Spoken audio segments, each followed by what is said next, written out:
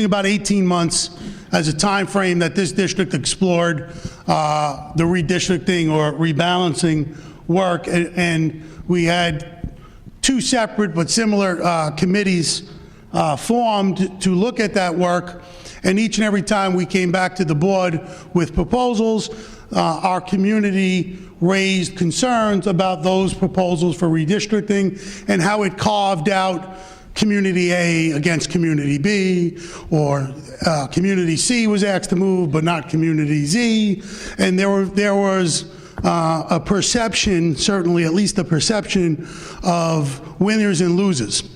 And while the proposals that were presented, certainly the last time on the December 10th, did meet the requirements of, or did meet the charge of the board in getting acceptable facility usage while maximizing the educational experience for our students, there were a lot of concerns raised from the floor, from our citizens, and which triggered a new conversation at the dais. And I believe it came, well, I know it came, I believe it was Mr. Joya that raised specifically an example of moving 5th grade up into the middle schools to buy room in the elementary schools. And that was a new conversation that was born for the dais, certainly not for education. You know, the way school districts structure their grade bands within buildings is certainly always an option to be explored, but that, if you remember what we had said, that wasn't the charge of that committee from the board. So it wasn't within their committee's authority to look at that. So there are rules of engagement when working in a board structure, and that committee was charged to look at rebalancing, and that's where their focus stayed. But that new conversation that was born, I thought it was going to move when I did that.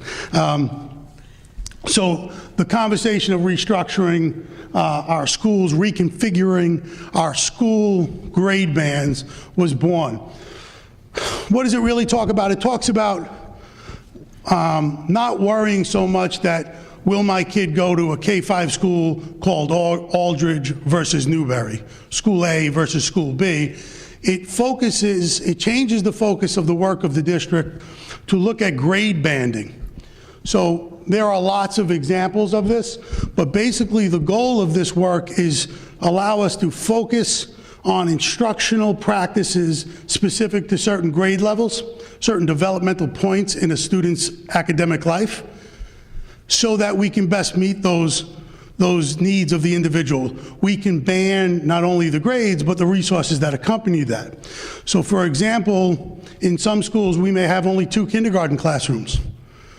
And prior to, or most recently, about a year or 2 ago, there was only 1 kindergarten teacher in one of our buildings. That person doesn't have a professional community of like grade teachers of like grades in his or her building, so that person is somewhat isolated.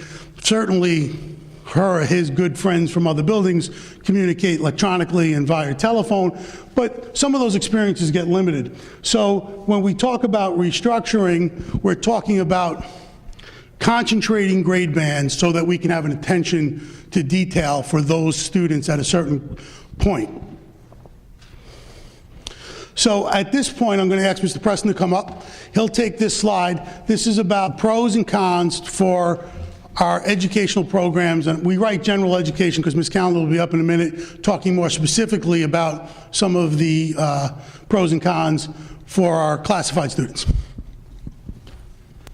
So, thank you, Mr. Isola. So in looking at a restructuring or reconfiguring of the grade bands, there are certain positives and there are also certain concerns. So trying to be as transparent as possible, going back to the opening slide, we were asked to turn over more stones, and so we are. When you look at reconfiguring or restructuring and grade banding kids, some of the positives that come out, as Mr. Isola has spoken about, we can focus the professional development as well as the instruction more specifically on the developmental needs of students within a given band, whatever that band may be. I'm going to not provide examples of different bands because I don't want anybody to walk away thinking, well, this is what's going to happen. But rather than going for the full breadth of a K-5 and then a 6-8, we can break those bands apart into smaller bands, allowing buildings to focus fully. The entire building becomes a community that rallies support, that rallies academic instruction, that rallies professional development, rallies the resources around the developmental needs most associated with the kids at that age level, at that grade band. Okay? There's brain-based research, brain-based theories about the developmental mind at certain grade bands. And again, the buildings can start to focus on those needs specific to the grade bands that those buildings will have.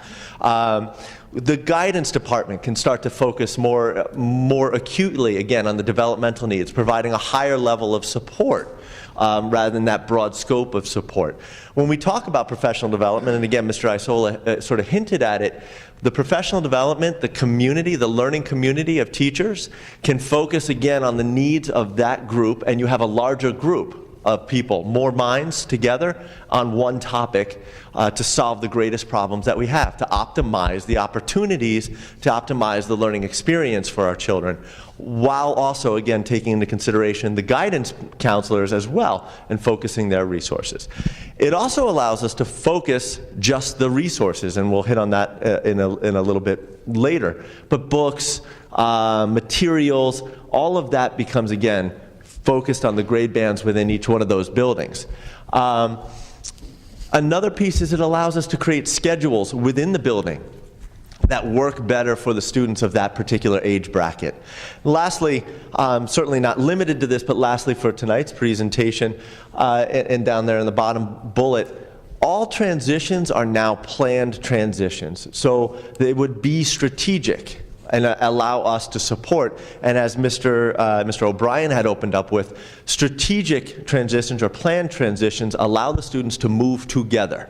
Rather than dividing communities and splitting communities up, and certain students are going to one building versus another, and my neighborhood versus another neighborhood, those grades move together. So students stay as a cohort. Their network of support, their relationships remain intact.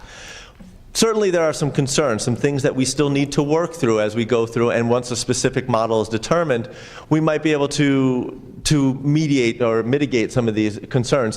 One of the things that was brought up is the leadership opportunities for the older kids, the fifth graders taking on a leadership role for the younger students, the kindergarten students, et cetera. We would look for ways to create new leadership opportunities for students within the grade band. And again, as much as we would have planned transitions and students move together, it would increase the number of transitions a student would go through in their academic career. So it's just important to acknowledge that. From general education pros and cons, we move into the special education pros and cons. And I'm going to ask Ms. Callender. She's going to speak from the seat. Sure. A lot of what Mr. Preston talks about also does apply to special education programs and classroom teachers in terms of all the benefits of working in a reconfiguration type of model. And then there are some additional positive sides to a reconfiguration for special education students because of the numbers of students that we may have or not have in certain grade levels. We may be able to more effectively utilize our staff if we have grade bands together in certain buildings and more of certain grade level students in each building. So instead of having maybe 2 second graders that need a certain service and a teacher goes in for 2, we would have more students that could use the support of the teacher or the aide that goes into the classroom, which really would be a better utilization of our staff. We would also have opportunities for more focused grouping of students. So instead of having in a smaller building, grades 1 and 2 for pull-out resource combined together, which we do in certain buildings, we most likely would have more first graders, more second graders. So your pull-out classes would be focused on that specific grade level with more students in those classes, again, utilizing the service, as well as if we had several groupings that needed to be pulled out, we could work with those groups of students based on their needs and programming and certain methodologies that are being utilized, et cetera, and maximize those opportunities with the students and the staff that's trained in those areas. That's Mr. Isola. No. Somebody's phone vibrate ringing, right? Oh, it's my phone. Whose could it be? So those are two very big pluses for on the special ed side. Also with our preschool program, that's currently housed in 2 buildings. We can be flexible with where that program gets housed because we don't have a universal preschool program here and our students don't get mainstreamed out into the general ed preschool because we don't offer general education preschool district-wide. That program can kind of go anywhere, so we really could take a look at the preschool program, where it's housed, and then how we're servicing that program in terms of their schedules, flexible scheduling, if we need to shift the schedule on the preschool program somewhat, and we could really work with that depending on where that program ended up based on the numbers in the various buildings. And 2 of the concerns that we did look at and think about is with some of our special class programs where the students are in multi-grade programs, we would just have to be careful. If we separate K, for instance, and pull that into a separate place with preschool, then we would be pulling kindergartners who might have been in a class with grade 1 and 2 students in a multi-grade class and kind of limiting that opportunity. So we would have to look closely at those things when we're creating the bands so that we then don't create additional classes that would require additional staffing and have fewer students in them, which would kind of be against everything on the positive side that we were gaining in other areas. And the only other concern, again, and something that we can certainly work through is right now, for instance, we have all of our students with autism housed in elementary school in one building where that staff is very cohesive and works together, K-5, lots of trainings, et cetera. And if we went to the bands, we would have to break those groupings up so they wouldn't all be in one building. And again, if we looked at our staffing there and we made sure that we had the right resources available in both places, we could certainly move past that. So we do believe that the positives really would outweigh the concerns, and we could certainly work around the concerns with the right amount of staffing, professional development, et cetera, that we would bring in. So that is really the special education side of it. So now on to facilities and operations. Mr. Stanisak? Thank you. The majority of the discussion is focused around educational philosophy, but it does bring with it some potential efficiencies. At the conclusion of seeing the structure, there may be or there will be a more balanced operational capacity. That's one of the primary goals of the process. Also, there could be, depending on how it arranges, some pluses and minuses in the transportation that would be possible if we had a tiering configuration change. And Mr. Preston touched on it earlier in his comment. The educational resources, there would be an efficiency of having more of them housed in single buildings. Obviously, if you need a couple extra books in every one of 9 buildings, you have more extra books than if you have all those books in one building and don't need to have that luxury, if you will. So those are the positives. There are some issues that we'll tackle as we conclude this process. There may be a need for some facility upgrade to handle special kindergarten needs or items like that.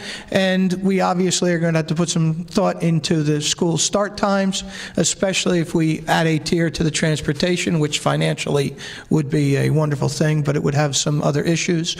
And also, then that would invoke the discussion of before and after care. So that is the operational side of the equation. Thank you. And Nicholas has not responded to my text, so I still am hopeful that he's okay. That was supposed to be funny, folks. Thank you. Okay, so some of the research that we looked at, and you know, research always is, you know, what it is. You can find enough research to support or dispute any topic, but it's been said that there are approximately 600 school districts, and to the best of our knowledge, we know that there are approximately, within those 600 school districts, about 400 different configurations. So there are things such as just, a K-12 building. There could be a K-8 and then a high school. There could be, an early learning childhood center and a 1, 2, 3, a 4, 5, 6, junior high school where 7, 8, 9. So there's a lot of different configurations, but you can see that based on those estimates, there are certainly a lot of different ways that school districts approach grade banding for their students. There is really no significant difference. There are, let me say this, there are great performing schools in configuration type A, and some of those schools with the same configuration struggle. So we've known that the greatest factor is the culture that's created within the building, and you'll see that on the next slide. So there's a lot of factors that go into school success. Did you switch, Bruce? I did. Great. There's a lot of factors that go into school success, but what we know is school culture, commitment to resources for student learning, for the whole child, the mental health components. That's when we see good results for kids. So you could slice that up a few different ways. But the most, again, not to be redundant, but the greatest factor is a school culture, and I think we know that here in Howell. I think we see that on a regular basis. When you look at the research, some say that the middle schools tick down a little bit when they're isolated. We went to a middle school model after great debate in this community in 1994, correct? 94, 95 school year, this building opened. In 99, South opened, and then it was in 2004 when Memorial opened. Again, I'm not suggesting that we saw that tick, and I don't have the statistical data from back when we were K-8 buildings, but some of the middle schools have claimed that they saw that.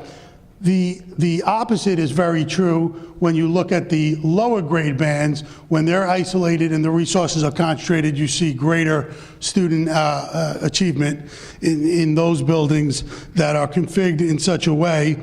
So there's a lot of different factors that go into student success. So some of the objectives that we're focusing on through a concept of restructuring is really pretty simple. And you heard a little about it earlier, but student achievement will always be the greatest factor and the greatest goal of this school district. One of the things that we heard a lot about when we looked at the rebalancing, both myself and Mr. Miller, who formerly chaired that committee, we heard the word, you're going to have to do this again with sustainability. You're going to have to do this again in 2 years. You're going to have to do it again in 4 years. We're tired of moving. My kid moved once, now he's got to move twice. Well, a proposal of reconfiguration will certainly lead to sustainability.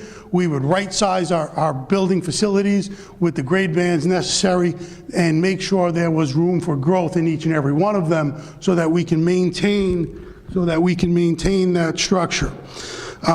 Certainly, it would avoid the bifurcating of a particular community. We will no longer have to say the children, who live in, Never Never Land community are moving. It would be about what grade level a particular child is in that area. And so let me say that clearly. So if you attend 4th grade at elementary school B, and elementary B then gets earmarked to be a K2 building, totally hypothetical. They no longer have 4th grade. All the 4th graders that will be moving to 5th grade would then go together to their 5th grade building, the building that houses the 5th grade. So we'll keep communities and children together, and this community spoke very loud about that desire. So this type of rollout will allow us to maintain that and be responsive to our community's request. And then, of course, the last bullet there, we would gain enhanced efficiencies in both educational resources and operational resources, hopefully yielding some savings there for the district. We look at a timeline, and I was asked when I met with Mr. O'Brien to how quickly could we get this off the ground. So in front of you is an aggressive timeline that would deliver this, and it's obviously a tentative timeline, that would deliver this product if in fact we move forward for September of next school year. Earlier when we sat last month, and somebody said, if you do rebalancing versus restructuring, and I said that a restructuring process that is done through a task force we need to educate those folks and get everybody up to speed, and that would be pushed out to be September of 16. So this aggressive timeline allows for this caveat. The school administration and its leadership, along with its staff, the educators, would steer this process straight through. We'd make public updates and public presentations for transparency purpose. We'd operate, with full disclosure of where we were at each given point interval. But the fact of the matter is, if in fact the educators that are employed by our school district are rolling up its sleeves together and working in a task force of educators, we can move this work in a much quicker timeline and deliver this type of product for September of 15. Yes, it's aggressive, but it will allow us, if we stay focused, to get our goals met, to achieve our goals in making sure schools have the proper utilization and the resources are where they are. And then in this September, we can return to the work of the district, and that's educating its children in the optimum environment. So while I believe it's aggressive, I believe it's achievable, and it's my recommendation that the board authorize administration to proceed further with this process and to put that task force of educators in place so that we can start reporting back to you as early as, hopefully the March meeting, but if not, maybe the end of March special meeting or that April meeting, with what a proposal of this would look like so that we can have really rich dialogue about that. Mr. O'Brien, that concludes this brief presentation. Notice I said brief. And at this time, I'd ask if you'd want to open it up to the board for questions of our administration. I'd be happy to do that.